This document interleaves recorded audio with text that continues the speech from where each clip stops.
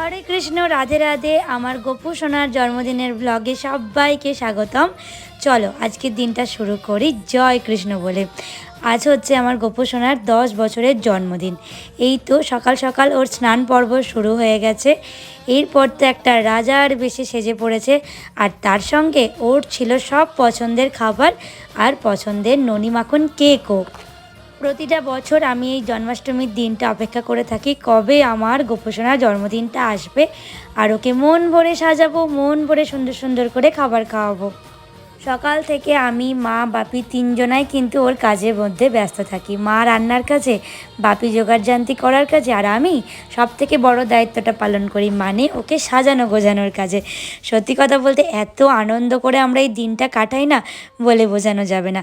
আজকের দিনের খুব সুন্দর একটা বড় ব্লগ অলরেডি দেখো চ্যানেলে আপলোড করে দিয়েছি। তোমরা আমার নামের নিচের লিঙ্কটা ক্লিক করে ভিডিওটা দেখে নাও।